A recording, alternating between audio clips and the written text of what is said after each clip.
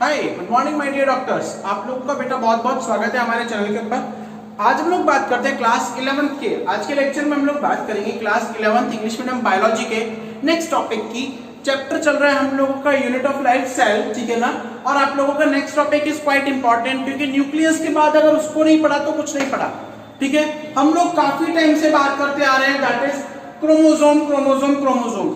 थोड़ा सा आज हम लोग बेटा डिटेल में स्टडी करेंगे। We are studying it about the detail, ठीक है ना। अब क्रोमोसोम्स क्या है वो सुनिएगा पहले। नॉर्मली अगर हम लोग बात करें कि सर हमें किसी वर्ड के बारे में मीनिंग ही नहीं पता, then how can we say that, हम उसका कंप्लीट डिस्क्रिप्शन किस तरीके से करें, ठीक है ना बेटा। तो हम लोग बात करते हैं आज क्रोमोसोम्स के बारे में। किसके बारे में बात करेंगे? क्रोमोसोम्स के बारे में, ठीक है। आज हम लोग बात कर रहे हैं बेटा क्रोमोसोम्स के बारे में। जेन्युइनली मैं बात बताऊं आप लोगों को, क्रोमोसोम्स, ठीक है। हम लोग 9th लेवल तक पढ़ के आए, 10th लेवल तक पढ़ के आए कि ह्यूमन की बॉडी में 46 क्रोमोसोम होते हैं, ठीक है, पढ़ लिया। लेकिन एक्चुअल में क्रोमोसोम्स है क्या? क्रोमोसोम्स और क्रोमेटिन में क्या डिफरेंस है, क्या उनमें सिमिलरिटीज हैं, ठीक है ना। हम लोग थोड़ा सा वाइड में पढ़ेंगे, थोड़ा सा डिटेल में पढ़ेंगे, क्योंकि बेटा you are going to be a doctor. आप लोग एक डॉक्टर बनना चाह रहे हैं, and for being a doctor you have to study everything. आप लोगों को सब कुछ पढ़ना पड़ेगा। देन बात करते हैं आज हमारे टॉपिक के बारे में बेटा, क्रोमोसोम्स। पहले वर्ड का मीनिंग समझिएगा। क्रोमो कलर्ड, सोम्स मींस बॉडी, यानी बेटा ये ग्रीक लैंग्वेज का वर्ड है जो कि दो वर्ड्स के कॉम्बिनेशन। क्रोमो मतलब होता है कलर्ड और सोम्स मतलब बॉडीज, यानी रंगीन कणिका युक्त संरचना या रंगीन कणिकाएं, ठीक है। जेन्युइनली बात करें इसकी डिस्कवरी की तो बेटा इसको डिस्कवर किया था स्ट्रासबर्गर ने 1875 में। हालांकि आप लोगों के बोर्ड के लेवल तक तो कभी ईयर नहीं आता, लेकिन काफी बार क्या है, जो ये नीट वाले लोग होते हैं ना, ये जेन्युइनली क्या करते हैं कि हाँ इनका अगर दिमाग सटक गया तो ये क्या है, आप लोगों को ईयर पूछ लेते हैं। अब ईयर पूछा तो आप लोग घबरा जाओगे, तो ठीक है। तो बात करते हैं कि डिस्कवरी किसने की? स्ट्रासबर्गर ने, and named given by the W Waldeyer. और नेम्ड किसने दिया था बेटा? डब्ल्यू वाल्डेयर ने, ओके। कई लोग डब्ल्यू वाल्डेयर की डिस्कवरी बताते हैं, लेकिन दे आर क्वाइट रॉन्ग। वो क्या है, बिल्कुल गलत है। देन अब आप लोगों से हम लोग बात करें बेटा इसके डेफिनेशन के बारे में, तो these are the thread like structures, यानी कि these are thread like structures that mainly transfer the genetic characters among the generations, ठीक है ना। भाई ये मेनली क्या कर रहा है, ट्रांसफर कर रहा है जेनेटिक इंफॉर्मेशंस को, जेनेटिक कैरेक्टर्स को अमॉन्ग द जनरेशंस के बीच में, ठीक है। यानी पीढ़ी दर पीढ़ी जो हमारी लक्षण है, लक्षण मतलब जो मेरे पैटर्नल लक्षण थे, मैटरनल कैरेक्टर्स थे, मेरे अंदर आए, मेरे बाद मेरी आगे आने वाली पीढ़ियों के अंदर जाएंगे, उनके बाद उनकी आगे वाली पीढ़ियों में जाएंगे। इन शॉर्ट में बात करूं, chromosomes is act as a connective link या ब्रिज बिटवीन टू जनरेशंस, ठीक है। क्रोमोसोम्स जो है वो बेटा एक कनेक्टिव लिंक और ब्रिज की तरह वर्क करता है दो जनरेशंस के बीच में, okay. Then we are going forward to our next topic, that is chromosome size. Size जो है, size of the chromosome is very. अब साइज जो बेटा वो वेरी करती है 2.5 माइक्रोन टू 30 माइक्रोन तक, ठीक है। यानी साइज में बहुत छोटे होते हैं, ओके। देन हम लोग बात करें कि ये साइज आपको कब देखने को मिलेगा, तो सेल डिवीजन की don't get panic, don't be panic, panic होने की रिक्वायरमेंट नहीं है। काफी बच्चे इंटेलिजेंट होते हैं, उन्हें सब कुछ पढ़ना होता है, उस केस में आप लोग पैनिक मत होइएगा, क्योंकि जब ये सेल डिवीजन आएगा तब मैं आपको बताऊंगा मेटाफेज क्या है, ठीक है ना। अपनी अपकमिंग वीडियोस में आप लोगों के साथ मैं सेल डिवीजन लेके आऊंगा, और सेल डिवीजन में हम लोग पढ़ेंगे कि मेटाफेज क्या है, और मेटाफेज के अंदर क्रोमोसोम्स के स्ट्रक्चर किस तरीके से दिखाई देता है, ठीक है। हालांकि मैं आप लोगों को यहाँ थोड़ा बता देता हूँ कि मेटाफेज के अंदर क्रोमोसोम्स जो बाइवेलेंट दिखाई देते हैं। अब बाइवेलेंट मतलब इस तरीके से दो आर्म्स, डबल आर्म्स दिखाई देती है, ठीक है। और मोनोवेलेंट का मतलब होता है सिंगल क्रोमोसोम इस तरीके से दिखाई देगा, okay. Did you get that? Then we are going forward to next topic, that is कि बर्ड और फंगस के अंदर बेटा इसका साइज जो है वो होता है 0.25 माइक्रोन, ठीक है। But whenever we are talking about the humans, then in human there is a size between 5 microns and so for, ठीक है। और अगर आप लोग ट्रिलियम प्लांट की बात करो तो उसके अंदर लार्जेस्ट क्रोमोसोम होते हैं बेटा 30 माइक्रोन्स तक, ठीक है, 30 माइक्रोन्स तक। अब बात करते हैं क्रोमोसोम की स्ट्रक्चर के बारे में बच्चे। तो यहां मैंने बताया क्रोमोसोम्स जो है वो जनरली मोनोवेलेंट और बाइवेलेंट, मोनोवेलेंट और है आपका बाइवेलेंट।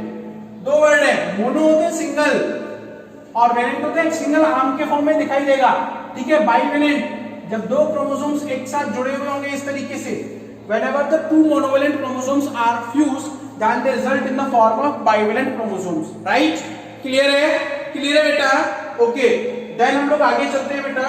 क्या करते हैं देखिएगा, अब हम लोग इसकी स्ट्रक्चर की बात करते हैं। जनरली स्ट्रक्चर समझने से पहले मैं आप लोगों को इन दोनों वर्ड्स में मतलब समझाता हूं, क्रोमेटिन और क्रोमोसोम।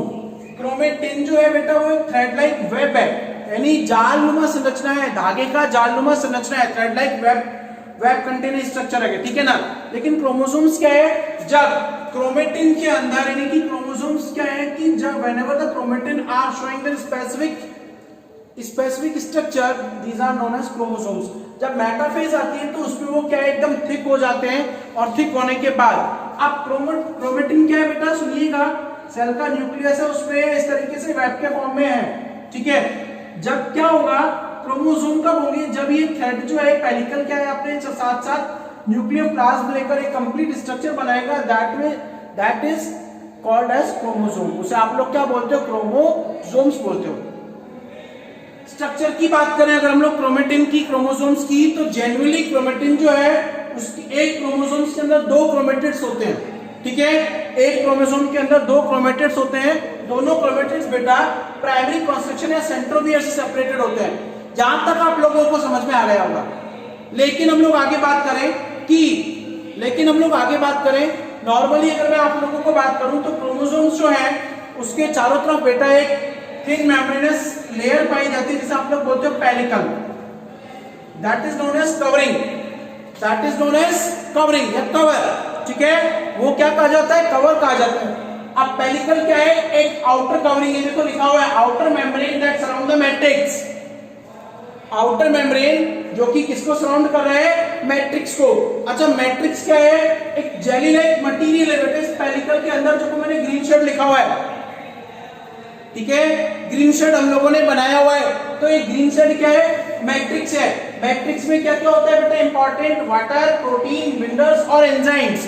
एंजाइम्स और मिनरल्स क्या होते हैं बेटा, क्रोमोसोम्स की मैकेनिज्म के अंदर काम में आते हैं, ठीक है। देन हम लोग बात करते हैं क्रोमोनिमेटा, अगला टॉपिक। इस मैट्रिक्स में देखिएगा बेटा ये थ्रेड लाइक स्ट्रक्चर दिखाई दे रहा है ब्लू कलर का, internal, it is known as chromonemata. Actual में आपकी बॉडी का जो डीएनए है वो एक क्रोमोनिमेटा ही होता है, याद रखिएगा, इंपॉर्टेंट टॉपिक है। 10 स्टार करूं मैं इसको, I am just going forward the 10 star. क्यों, क्योंकि 10 स्टार इसलिए कई बार नीट में क्वेश्चन आता है क्रोमोनिमेटा क्या है, तो chromonemata is a DNA that is present in the chromosomes. Chromonemata जो है वो एक डीएनए है जो किसमें प्रेजेंट है बेटा, क्रोमोसोम्स में प्रेजेंट होता है, ठीक है। अच्छा अब एक क्रोमोनिमेटा के ऊपर हम लोग बात करें तो इसके ऊपर देखिएगा बेटा मोतियों की तरह जो बीड्स होते हैं, छोटे छोटे कणों की तरह इसमें स्ट्रक्चर दिखाई देती है। इस स्ट्रक्चर को आप लोग बोलते हो chromomere. These are the actual genes. अब कई बार लोग क्या है कंफ्यूज करते हैं बच्चों को कि जीन अलग है और जीन और डीएनए एक है। नहीं, जीन अलग है और डीएनए अलग है। Genes are the proteinaceous part, लिख लीजिएगा अगर नोटबुक है तो, genes are the proteinaceous part और information coding part lies on the DNA, जो कि डीएनए के अंदर होते हैं, ठीक है। अब बात करते हैं क्रोमोमियर जो है, क्रोमोमियर क्या करते हैं, these are the genes, beads like structure also called as gene, ठीक है। क्रोमोनिमेटा में डीएनए होता है और हिस्टोन प्रोटीन होता है। बच्चे आप लोग जब 12th में जाएंगे, सुनिएगा मेरी बात, आप जब 12th क्लास के अंदर फॉरवर्ड करेंगे दैट उस कंडीशन में हम लोग बात करेंगे कि न्यूक्लियोसोम का कैसे स्ट्रक्चर होता है बेटा। न्यूक्लियोसोम ये बेटा आप लोगों का जो यूकैरियोटिक सेल है, हमें पता है, अब मैं आपको बताऊं नॉर्मली हमारी एक सेल में डीएनए का अमाउंट इतना है कि वो अर्थ को एक बार लपेट सकता है, 2 से 3 बार अर्थ को लपेट सकता है, ठीक है ना। तो इतना डीएनए, अब इतना डीएनए छोटे से सेल में तो आ नहीं सकता, तो उसके लिए पैकेजिंग की रिक्वायरमेंट होती है कि उसको वेल मेंटेन करके पैकेज करके समेट कर रखा जाए। तो उसके लिए न्यूक्लियोसोम मॉडल है जिसमें 5 टाइप की प्रोटीन होती है, histone H1A, H2B, H1, H2A, H2B, H3 और H4। ये पांचों प्रोटीन्स क्या है, डीएनए के साथ में बांध जाती हैं, डीएनए के साथ में कॉइल्ड हो जाती है और डीएनए को एक कंपाउंड फॉर्म में रखती है। तो डीएनए और हिस्टोन प्रोटीन का कॉम्बिनेशन क्या कहलाता है बेटा? डीएनए और हिस्टोन प्रोटीन का कॉम्बिनेशन देखो कई बार नीट में आता है, that is known as nucleosome. अगर आप लोग की रिक्वायरमेंट होगी तो अपकमिंग वीडियो के अंदर मैं आपको एक बार न्यूक्लियोसोम समझा भी दूंगा। क्लियर है? अदरवाइज क्लास 12th में चैप्टर नंबर 6 में डिटेल में आएगा ये न्यूक्लियोसोम मॉडल। फिर आपके पास chromomere, beads like structure also called gene. Centromere बेटा दो क्रोमेटिड के बीच का पार्ट सेंट्रोमियर कहलाता है। इसके सराउंडिंग में एक डिस्क शेप स्ट्रक्चर होती है, that is known as kinetochore. That is known as kinetochore. Okay, then is satellite. Extra arm में बेटा सैटेलाइट जो राउंड शेप है, और ये क्या करती है कि सैटेलाइट जो है राउंड शेप पार्ट है, एक्स्ट्रा पार्ट होता है डीएनए क्रोमोसोम्स का, ठीक है, जैसे आप लोग सैटेलाइट डीएनए बोलते हो। फिर आप लोगों का लास्ट पार्ट टीलोमियर, इंपॉर्टेंट है, काफी बार इसमें से क्वेश्चन आता है, अगेन 10 स्टार क्वेश्चन। टीलोमियर जो है एक्स्ट्रा आर्म, एक एक्स्ट्रा आर्म होती है क्रोमोसोम्स की, जो आप लोगों के जो क्रोमोसोम्स है उसके दोनों पोल्स को आपस में कॉइल होके, अब ये दोनों पोल आपस में फॉल्ड होके ना जुड़े, इसके लिए उसको प्रिवेंट करता है टीलोमियर। और ह्यूमन में याद रखिएगा, ह्यूमन में एज का डिटरमिनेशन टीलोमियर की साइज से होता है। ह्यूमन में बेटा ये एज डिटरमिनेशन करने के लिए रिस्पॉन्सिबल है। कैसे रिस्पॉन्सिबल है बताता हूं मैं आप लोगों को। जनरली अगर हम लोग बात करें ह्यूमंस की, तो जैसे जैसे आपका एज बढ़ता जाता है, जैसे जैसे आप लोगों का एज बढ़ता जाता है, size of telomere will simultaneously decrease. कि टीलोमियर का साइज जो है वो क्या होगा, अपने आप डिक्रीज होता जाएगा। ठीक है, तो अगर आप लोगों से पूछा जाए, क्वेश्चन दिया जाता है कई बार नीट के अंदर कि एक पर्सन जिसकी एज जो है बेटा वो क्या है, आप लोगों की 75 हो, और एक बच्चा है जिसकी एज है 10 साल, तो दोनों में से किसके टीलोमियर का साइज बड़ा होगा? 10 ईयर वाले की। क्यों? उम्र के साथ साथ बेटा टीलोमियर का साइज क्या होता है? रिड्यूस होता है। According to as the size of telomere will be simultaneously reduce. Then हम लोग बात करते हैं इंपॉर्टेंट टॉपिक आप लोगों का, type of chromosomes. Type of chromosomes, ठीक है, टाइप ऑफ क्रोमोसोम्स की बात करें तो generally on the basis of centromere position, centromere की पोजीशन की अगर हम लोग बात करें तो सेंट्रोमियर की पोजीशन के बेस के ऊपर chromosomes are being divided into 4 types, metacentric, submetacentric, acrocentric and telocentric. 4 type आप लोगों को अब थोड़ा सा इसमें दिमाग लगाने की रिक्वायरमेंट है बेटा, सुनिएगा। मेटा होता है बेटा सेंटर। अब सेंट्रोमियर, सेंटर वाला पार्ट, यानी जब आप लोगों का सेंट्रोमियर बिल्कुल बीचों बीच हो, दोनों आर्म्स के बिल्कुल बीचों बीच हो, तो रिजल्टिंग इनकी स्ट्रक्चर कुछ इस तरीके की बनेगी हो, वी शेप। ठीक है, ये आप लोगों का इंग्लिश में वी शेप बनता है बेटा। Okay, it is known as metacentric. तो क्या होगा? व्हेनेवर सेंट्रोमियर इज लोकेटेड, लिख लीजिएगा नोटबुक में, whenever centromere is located in between the center of both the arms, that result in formation of two equal arms, is known as metacentric chromosomes, अब आता है सब मेटा। सब होता है बेटा थोड़ा सा, स्लाइटली थोड़ा सा। इसमें क्या होगा कि सब मेटा में तो बीचों बीच में था, सब मेटा या तो थोड़ा सा ऊपर खिसक जाएगा, थोड़ा सा नीचे आ जाएगा। ओके, तो ये क्या होता है, सुनिएगा मेरी बात, मैं आप लोगों को बात बताता हूं कि सब मेटा तो कैसे लिखेंगे। व्हेनेवर द सेंट्रोमियर या फिर primary constriction is slightly dislocated, SLIGHTLY, slightly dislocated from the centre point, that result in formation of one slightly long arm and one slightly short arm। एक तो थोड़ी लंबी आर्म बनेगी और एक थोड़ी छोटी, तो उसे आप लोग क्या बोलते हो? सबमेटासेंट्रिक। और अगर अल्फाबेटिकल लेटर में अगर हम लोग देखें तो it is generally denoted as a capital L। ये कैपिटल L की तरह दिखाई देते हैं, ठीक है। ओके, देन आता है एक्रो। एक्रो होते हैं नियर, एक्रो मतलब नियर द टिप। Whenever, आप क्या लिखोगे? Whenever the centromere is located near the tip point, near the telomere, the condition is called as acrocentric। इसे आप लोग क्या बोलते हो? Acrocentric, ठीक है। यानी आप लोगों का जो सेंट्रोमियर है बिल्कुल टिप के पास में चला जाएगा। क्लियर है? Then it is known as acrocentric. Acrocentric के अंदर क्या होगा, अगर इंग्लिश में बात करें तो it is seen as a J shape, ये जे शेप दिखाई देते हैं बेटा।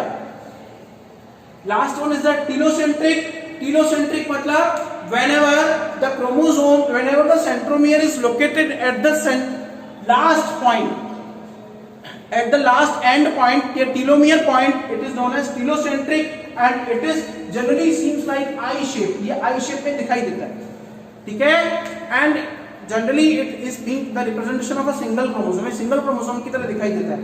फिर बात करते हैं on the basis of centromere number, centromere के नंबर के इसके ऊपर। बेटा ये टीचर्स नहीं बताते, लेकिन नीट के regarding it is quite important. NEET के regarding it is quite important. आपका एनसीईआरटी के अंदर तो यही दिया हुआ है केवल, ठीक है? लेकिन जो बच्चे नीट की तैयारी करना चाहते हैं उसके लिए इट इज क्वाइट इंपॉर्टेंट। तो नीट के रिगार्डिंग हम लोग बात करें सेंट्रोमियर नंबर के बेस के ऊपर, it is further divided in 4 category. Monocentric, monocentric मतलब सिंगल सेंट्रोमियर होगा, ठीक है? डाइसेंट्रिक 2 सेंट्रोमियर होते हैं, पॉलीसेंट्रिक 2 से अधिक सेंट्रोमियर होंगे and eccentric centromere is slightly absent, ठीक है? अभी हम लोग थोड़ी देर पहले बात कर रहे थे बेटा मोनोवेलेंट और बाइवेलेंट की। तो डाइवेलेंट या बाइवेलेंट क्रोमोसोम्स जो है वो आप लोगों को मेटाफेज में दिखाई देंगे और मोनोवेलेंट जो है वो एनाफेज में। जब क्रोमोसोम सेपरेट हो जाते हैं तब वो मोनोवेलेंट क्रोमोसोम्स दिखाई देते हैं। क्लियर है? अब इसके फंक्शंस की बात करते हैं। जनरली फंक्शंस में आप लोगों को ऐसे ही बताता हूं, इसमें डीएनए है तो ये क्या करेगा, जेनेटिक इंफॉर्मेशन को कैरी करता है, ठीक है? अब क्रोमोसोम्स जो है ये सेल डिवीजन के अंदर काम में आते हैं, गॉट इट? और अलग अलग पोल्स की तरफ काम में आते हैं। क्लियर है? तो मेनली क्रोमोसोम्स क्या करते हैं, आप लोगों का जेनेटिक इंफॉर्मेशन को कैरी करने का काम करते हैं, ठीक है? Thank you.